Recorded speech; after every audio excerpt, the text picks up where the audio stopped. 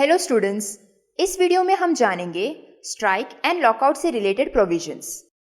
Industrial dispute act 1947 एक important act है जो एम्प्लॉयर्स एंड एम्प्लॉयज के बीच डिस्प्यूट्स को रिजॉल्व करता है। एक सबसे कॉमन डिस्प्यूट है स्ट्राइक एंड लॉकआउट।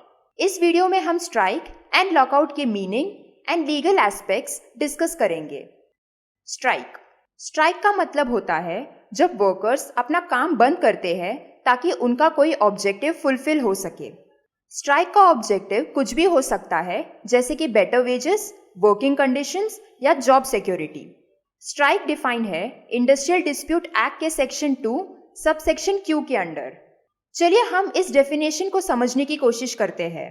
स्ट्राइक का मतलब काम को रोकना होता है बॉडी ऑफ एम्प्लॉयड पर्सन्स या नंबर ऑफ एम्प्लॉयड पर्सन्स के द्वारा। इसमें एक इंडस्ट्री का होना जरूरी है। एक म्यूचुअल रेफ्यूजल कॉमन अंडरस्टैंडिंग के साथ होनी चाहिए। स्ट्राइक दो तरह के होते हैं, लीगल एंड इलीगल। जो इंडस्ट्रियल डिस्प्यूट एक्ट के अकॉर्डिंग कंडक्ट होती है उसे लीगल स्ट्राइक कहा जाता है, एंड जो इंडस्ट्रियल डिस्प्यूट एक्ट के प्रोविजंस को वायलेट करता है वो एक इलीगल स्ट्राइक होता है। चलिए देखते हैं provisions related to strike. Industrial dispute act का सेक्शन 22 स्टेट करता है कि जो एम्प्लॉयज पब्लिक यूटिलिटी सर्विस से बिलोंग करते हैं वो स्ट्राइक सर्टेन रूल से कर सकते हैं।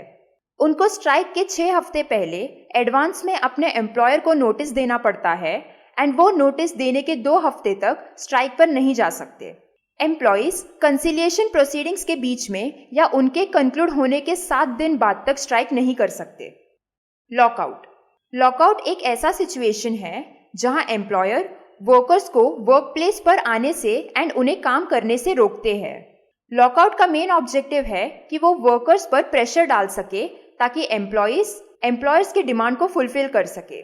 लॉकआउट डिफाइंड है इंडस्ट्रियल डिस्प्यूट एक्ट के सेक्शन 2 सब सेक्शन आई के अंडर।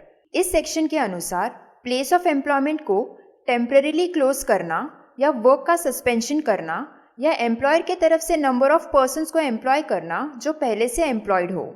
स्ट्राइक की तरह लॉकआउट भी 2 तरह के होते हैं, लीगल एंड इलीगल। एक लीगल लॉकआउट ऐसा लॉकआउट होता है जो इंडस्ट्रियल डिस्प्यूट एक्ट के द्वारा कंडक्ट किया जाता है।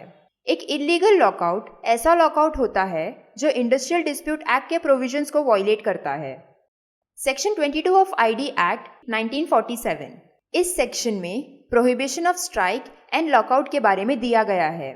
फर्स्ट, कोई भी पर्सन जो पब्लिक यूटिलिटी सर्विस में है वो ब्रीच ऑफ कॉन्ट्रैक्ट के लिए स्ट्राइक पर नहीं जा सकता अगर ए उसने 6 हफ्ते पहले एम्प्लॉयर को स्ट्राइक का नोटिस ना दिया हो, बी नोटिस देने के 14 दिन के अंदर, सी नोटिस में मेंशन स्ट्राइक डेट के एक्सपायरी से पहले, डी कंसिलिएशन प्रोसीडिंग्स के पेंडेंसी के दौरान और प्रोसीडिंग्स के 7 दिन बाद।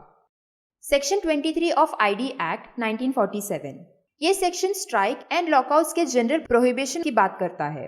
कोई भी वर्कमैन जो एक इंडस्ट्रियल एस्टैब्लिशमेंट में है वो स्ट्राइक पर नहीं जाएगा, एंड कोई भी एम्प्लॉयर लॉकआउट डिक्लेयर नहीं करेगा अगर ए एक बोर्ड में कंसिलिएशन प्रोसीडिंग्स पेंडिंग है या प्रोसीडिंग्स को कंक्लूड होकर 7 दिन नहीं हुए हैं, बी लेबर कोर्ट, ट्रिब्यूनल या नेशनल ट्रिब्यूनल में प्रोसीडिंग्स पेंडिंग है या उस केस को कंक्लूड होकर 2 महीने नहीं हुए हैं, बी अगर कोई आर्बिट्रेशन प्रोसीडिंग्स किसी आर्बिट्रेटर के अंडर पेंडिंग है या उस केस को कंक्लूड होकर 2 महीने नहीं हुए हैं।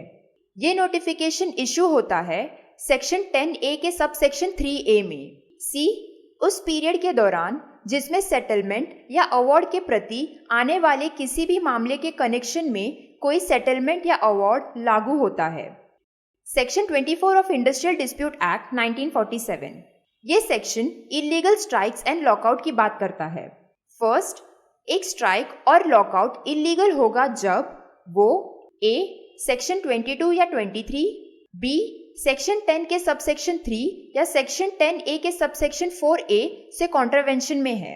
2, अगर स्ट्राइक या लॉकआउट जो किसी इंडस्ट्रियल डिस्प्यूट के चलते हुआ है ऑलरेडी कमेंस्ड है and board, arbitrator, labour court, tribunal या नेशनल ट्रिब्यूनल के डिस्प्यूट के वक्त एग्जिस्टेंस में है तो स्ट्राइक एंड लॉकआउट के कंटिन्यूएंस इलीगल नहीं होगा, प्रोवाइडेड अगर वो स्ट्राइक या लॉकआउट इस एक्ट के प्रोविजंस के कॉन्ट्रावेंशन में है या सेक्शन 10 के सबसेक्शन 3 या सेक्शन 10A के सबसेक्शन 4A के अंडर प्रोहिबिटेड है। थर्ड, एक लॉकआउट जो इलीगल स्ट्राइक की वजह से डिक्लेयर किया हो या एक स्ट्राइक जो इलीगल लॉकआउट की वजह से डिक्लेयर किया हो वो इलीगल डीम नहीं किया जाएगा। सेक्शन 25 ऑफ आईडी एक्ट 1947 ये सेक्शन कहता है कि कोई भी पर्सन एक इलीगल स्ट्राइक या लॉकआउट के लिए पैसे नहीं प्रोवाइड करेगा।